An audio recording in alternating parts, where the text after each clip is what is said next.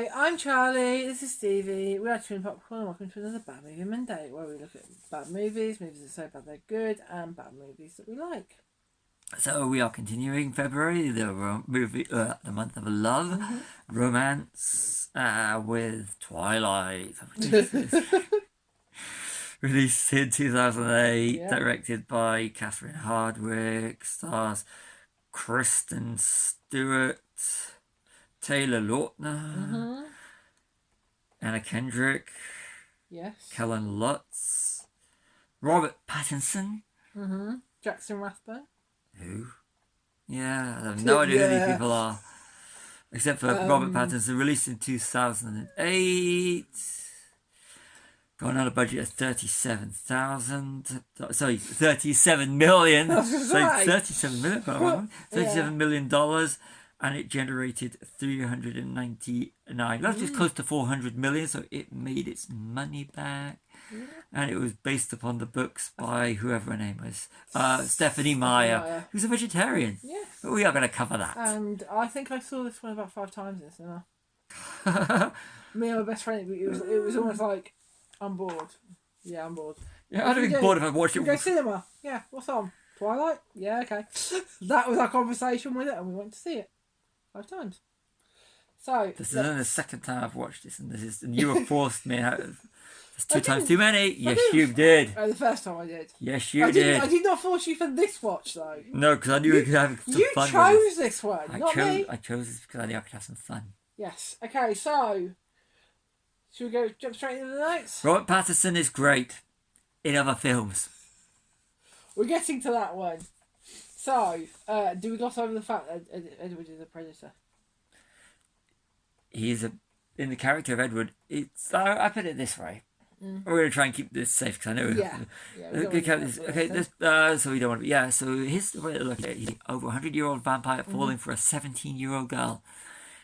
He's got experience of the world and everything. It'd be like, but realistically, if a 50-year-old that looked like a 30-year-old was hitting on a 17-year-old girl, that would be looked as going, okay, that's wrong. Yes. So just because he looks like a 17, the thing is, it's fantasy as well, so it still doesn't make no difference. This is the thing that's always found jarring. Yeah. And as the films progress, I find some of the other things to get even more jarring. But that's the one thing that I think that he's, if it'd been a movie where the Edward character and the werewolf one, because Jacob. If they would be the villains of the pieces, then to me that would work. Jacob is actually a teenager. Yeah, but the vampire thing is just. Jacob is actually the age he is in the film. But the Robert Pattinson character just comes across as being creepy. The books are better, I must say. Don't want to read the books. Okay. So this film gave us Robert Pattinson. Yes, who would Harry later. Potter. Yeah. Batman. The Batman. And The Lighthouse. Mickey 17, underrated. Another one that was heavily underrated. Yeah, you get that one. But The Lighthouse. He was absolutely brilliant. The Lighthouse. That was... If you're watching Twilight, you probably won't want to watch the Twilight. Watch this. No, that The Lighthouse is superb. Yeah. Real trippy, but it's one of those ones that Yeah. Robert Pattinson's he can act. Yeah. Beavis and Butthead did do a parody of it. Yeah, they did a parody when they tried to get bitten. Yeah. And it's one of my favourite lines. Did comment about a zombie. Yeah, if he's a vampire, he's aware of. Does that make her a zombie? It's just true. Yeah. Stevie said, "Why couldn't you move to Santa Clara instead of Forks?" Yeah, because that would have been a better movie. Cry Little Sister. Yeah. I still believe. Yeah. Okay. Rogue Brothers, where are they when you need them? Yeah. Her monologue, you said, was very monotone. Very monotone. She was very boring at the start. It was boring, and the color palette they used was dull and boring. It was dull. It's like I really wanted to switch. Yeah. And the soundtrack is so emo-y. I have that soundtrack somewhere. Yeah, but you don't know. I have that soundtrack somewhere, but then.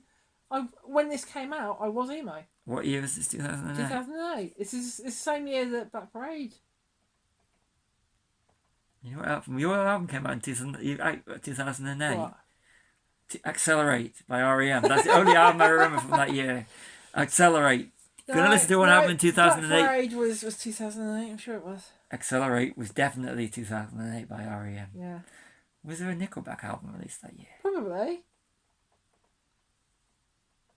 I can't remember. We weren't together, so Probably maybe 2007 was 2007. it would probably be The Long Road. Green Day was that? That was 2005.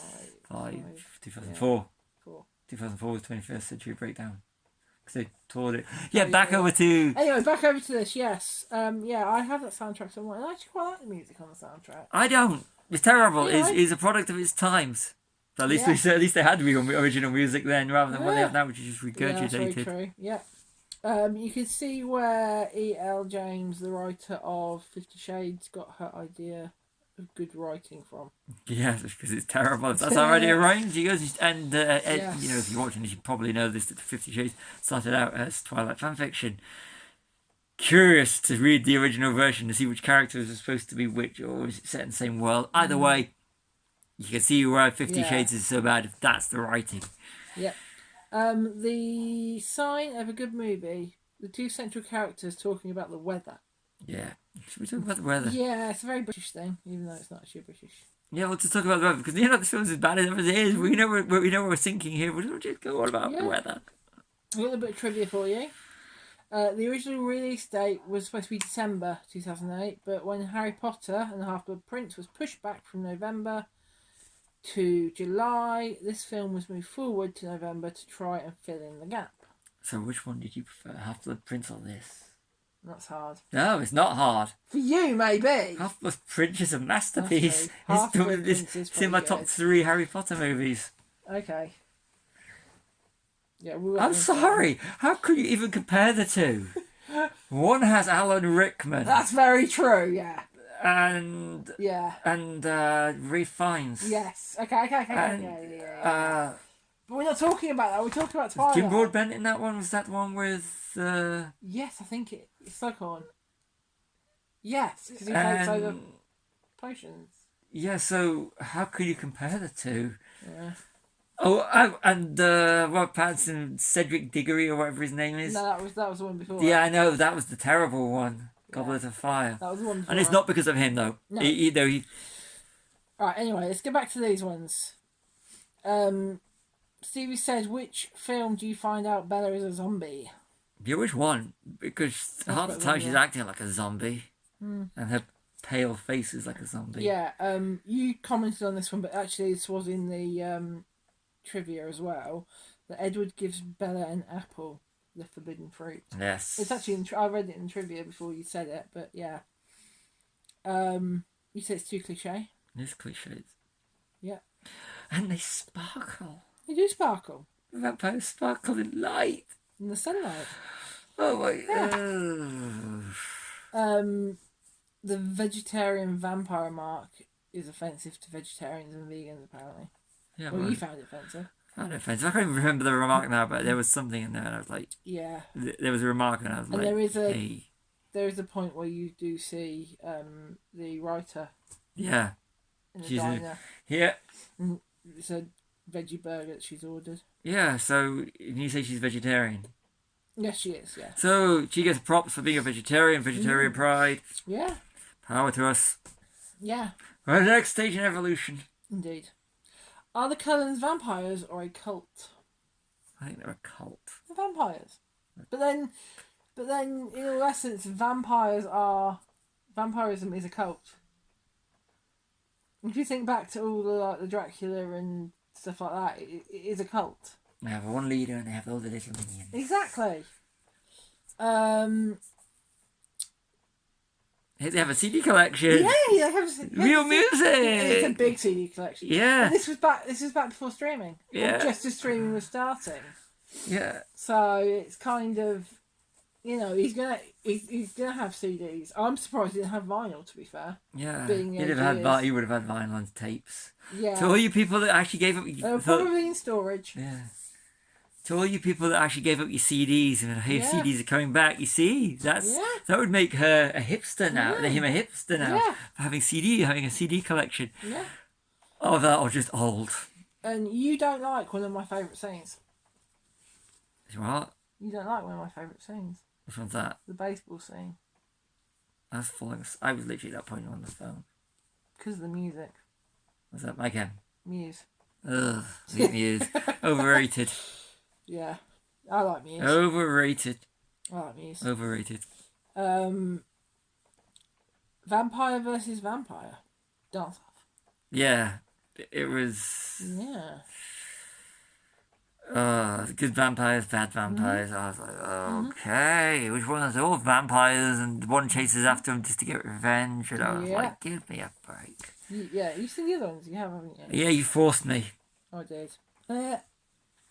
And I just found Robert Pattinson's character to get creepier and look at all the creepier. films you forced me to watch. How many of them have been bad?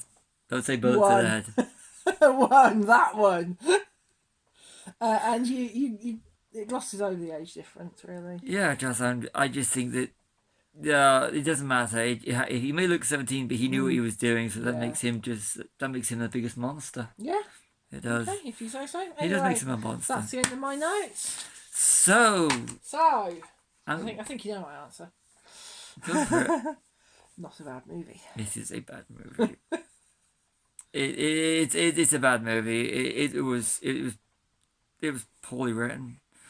It was going for a demographic. It got the demographic. It did, yeah. It's a product of its time. But it's not aimed at people your age and your likes and stuff. It's aimed at teenage girls. Then vampires are not cool, though. They're just creepy. It was another way of thinking.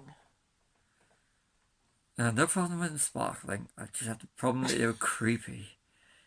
And I don't mean creepy as in like the traditional horror sense. I mean, let's have a look at 3 vampire movies that are better. Okay. Just the 3 off the top of my head. Come on. Okay, 4 actually. If we're gonna go to the original, you've got the original Nosferatu. Okay, yeah. And of course you've got of course Lost Boys. Yes. The definitive vampire movie, in my honest opinion. Then you've got From Dusk Till Dawn, an interesting take on vampire movies. Yeah. And then you've got recently Sinners. Yes. So this but one... none of those are aimed at teenage girls. Lost Boys. No, really. I'd rather be watching the 2 Lost Boys sequels than watching another Twilight movie. Anyway. Bad movie. Movie. Not bad movie. Bad movie. Okay, so yeah, we do agree to differ on this one. Majorly differ. Terrible movie. You know what? So, I've been Charlie, this has been Stevie, we are Chilling Popcorn, like and subscribe.